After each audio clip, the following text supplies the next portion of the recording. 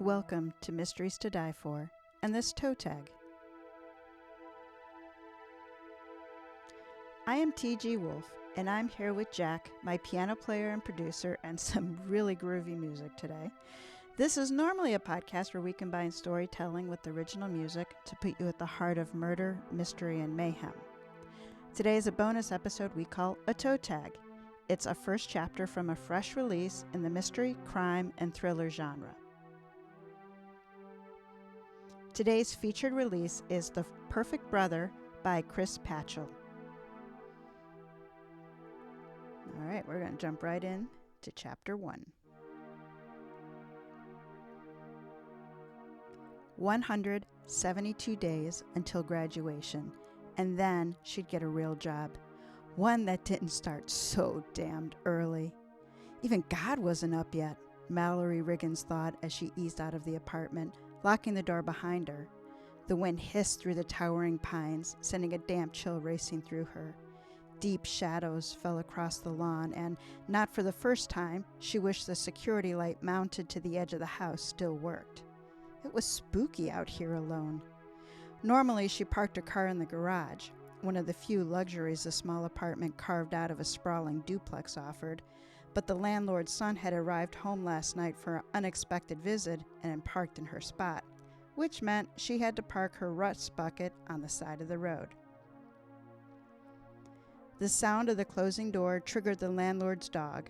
From somewhere up above, Jojo erupted into a barking fit. Mallory cringed. "Hush, Jojo," she muttered, hoping the dog wouldn't rouse her roommate.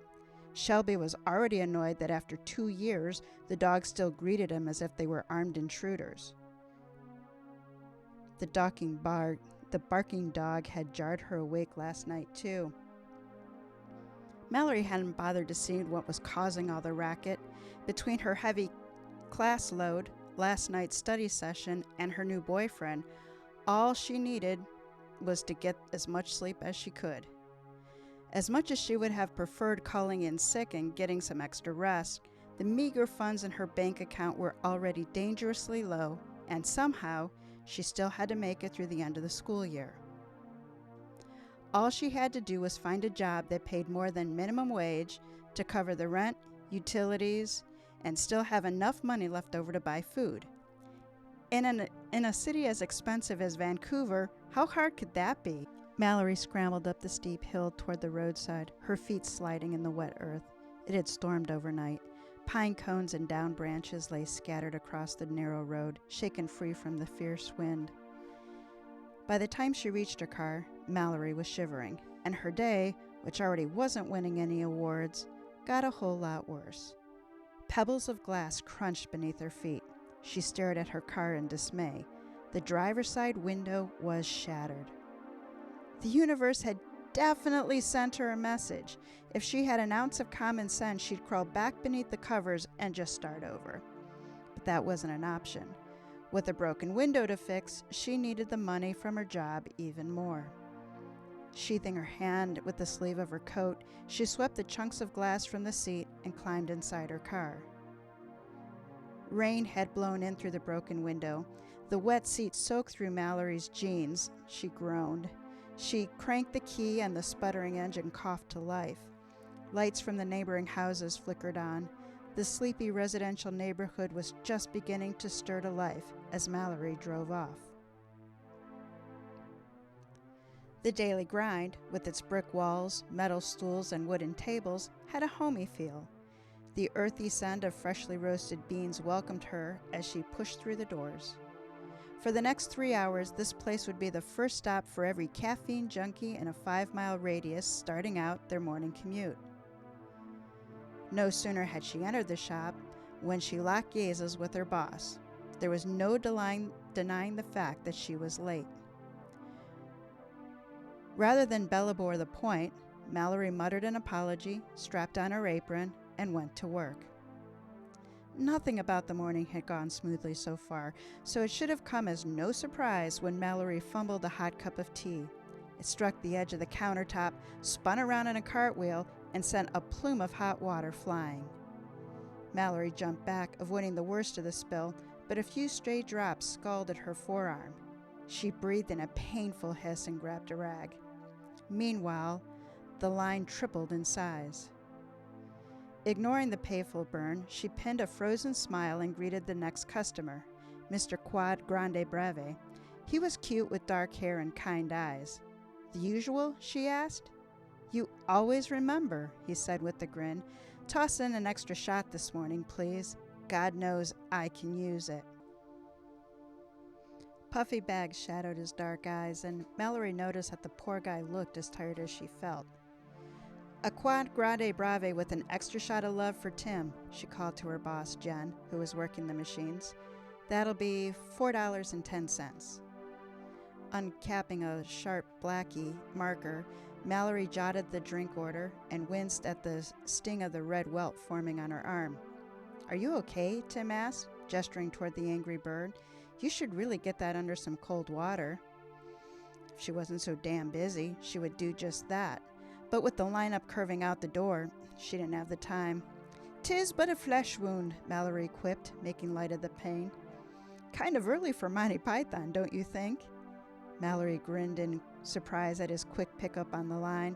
"Well, what can I say? So far, it's been a shitty day. My car was broken into last night." "The Toyota?" Mallory nodded. "They smashed the window." "That sucks. What did they steal?" She shrugged. "I'm not sure. I might need to sacrifice a chicken or an eggplant or whatever the universe deems necessary to get back in Karma's good graces." Tim chuckled, handing her a stack of $1 coins. Loonies. Mallory made change, which Tim dropped into the tip jar. The coins rang against the glass, and she thanked him with a smile. The next customer in line uttered an impatient sigh. Mallory took the hint. "Have a good one," she said to Tim. "Hope your day gets better," he said. "If you need someone to fix your glass or find a live chicken, I know a guy. He does good work." "With the window or the chicken?" Mallory smirked. "Both." With a friendly wave, Tim was gone, and Mallory took the next order.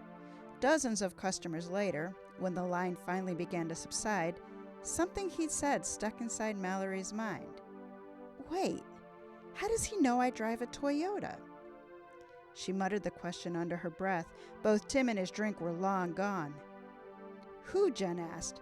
"Mr. Quad Grande Brave? Any fool with eyes could see he's got a thing for you." "No," Mallory said. "He's got a girlfriend." Jen snorted. "That bitter pill? She wasn't with him this morning. Besides, you know how men are. My ex was onto his third girlfriend before I found out." A single mother with 2 exes, Jen never had a nice word to say about anyone. "Maybe he's a stalker," Joe the dishwasher said. Joe was an acting student. He was always mimicking someone, and this morning it was Arnold Schwarzenegger, adapting the line from the movie Kindergarten Cop. "Not you too," she groaned. Joe chuckled and slid behind the counter, carrying a fresh tray of washed mugs. Mallory shook her head and took the next order. They were both paranoid. Mr. Quad Grande Brave, Tim, was a nice guy. He always asked how her day was going, and unlike most people she met, he seemed to really care about the answer. And he was always bucked drinks for his girlfriend. Few guys she met at the counter were that considerate. By 10 o'clock, the rush had slowed to a trickle. Mallory tallied her tips and grabbed her purse. "Leaving?" "Gotta run. Class awaits," she said. Do it now," Joe called after her, still doing the ridiculous Schwarzenegger voice. Mallory rolled her eyes. "Hate to break it to you, Joe, but you're 1.5 feet too short to make a convincing Arnie." Even with his chest puffed out and stretched to his full height, Joe was an inch or two shorter than she was. "If Tom Cruise can play Jack Reacher, why can't I be the Terminator?" "Point taken," she said with a laugh. By the time Mallory left the shop, she'd forgotten all about the burn on her arm and Tim and pretty much everything but school. Sheets of rain blew across the busy street. Mallory pulled up her hood and waited for a break in the traffic. Why couldn't her car have been broken into on a day when it wasn't so blistery? By now, the rain blowing through the busted window, the driver's seat would feel like a wet sponge. The stream of traffic slowed and Mallory dashed across the street. She didn't see the car that streaked around the corner until its headlights hit her square in the eyes. A burst of panic exploded inside her chest, and she dodged out of the way. Tripping over the storm drain, she crashed onto the ground beside her car, landing on all fours.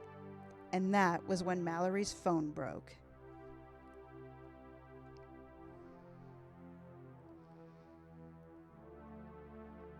So there you go. That's the first chapter of The Perfect Brother. The Perfect Brother came out September 27th, 2022 from Chris Patchell Inc. and is available from Amazon and other book retailers. A little bit about Chris. She is an award-winning USA Today best-selling author who started writing to curb homicidal tendencies she experienced during her daily Seattle commute.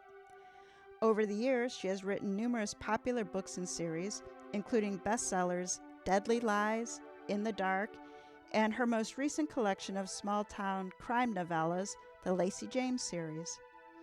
Along the way, her writing has won several awards, including a 2022 Next Generation Indie Book Award, an Indie Reader Discovery Award, and a Pacific Northwest Literary Award.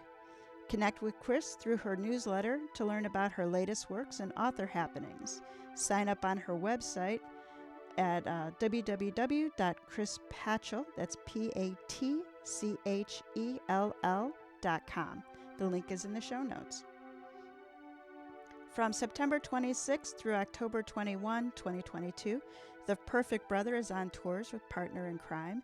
Again, check out the show notes for the tour link with more content and information. So now we're ready for my review. Dun, dun, dun, dun. So this story is made up of two parts. The first part is suspense, and the second part is amateur sleuth. It is hard to summarize this one without giving too much away, so I checked to see what Chris put on the back cover to make sure I wasn't giving away more than she was. So if I were to summarize the suspense part of it, I would come up with something like this. In a university area of Vancouver, a college co-ed, Katie Lord, disappeared during a run. Flyers are up everywhere, and the cops like her fiancé for it. Mallory Riggins isn't thinking about Katie when she discovers her driver's side window is shattered. She's not thinking about anything except how to pay for the repair, which is too bad. She really should. Do you like that, Jack? Yeah. That was a good suspense summary, right? Yeah. Okay, here's the mystery version summary. Amar Saraf is a college professor his students call Dr. Hadi. He is admired by his students and is the apple of his parents' eye. Indira is his brilliant younger sister who bucks tradition and her parents at every turn. But even she admits Amar is the perfect brother, which is why when Amar is arrested for the murder of his lover, Indira puts her software engineering skills to work to catch a killer. Do you like that one? That one's pretty interesting too. So now let's compare The Perfect Brother to both The Perfect Suspense and The Perfect Amateur Sleuth.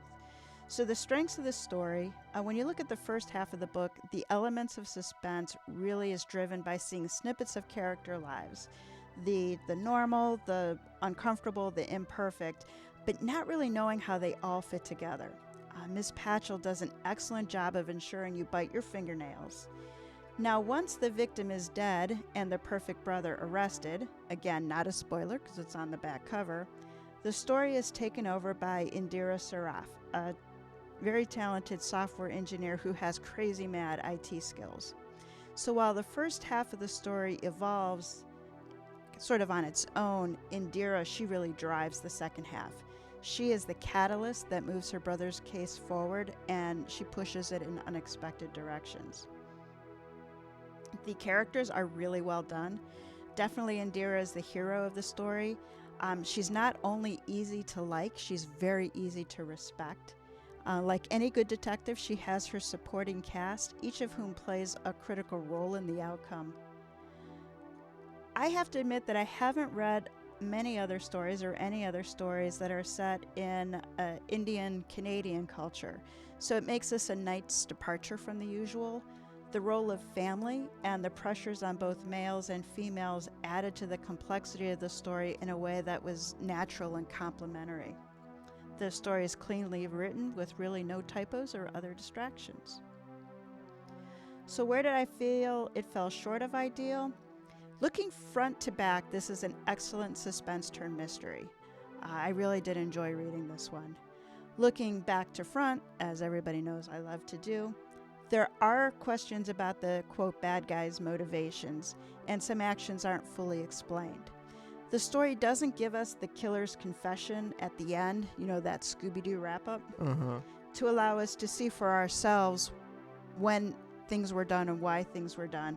So we're left with the reasoning from Indira and the police, which leaves gaps. They're not big ones, and from experience, they're not ones anybody but people like me who like to dissect puzzles because it's fun would really trip over. One pet peeve I feel the need to whine about. Indira has an awesome dog named Hazel, who she is constantly leaving for extended periods of time. I can't be the only person who reads that someone is staying overnight and thinks, what about the dog? Go ahead, cat people, roll your eyes. I know you're doing it. So the bottom line is The Perfect Brother is for you if you like suspense, dynamic amateur sleuths, and stories where technology is an integral part of detecting.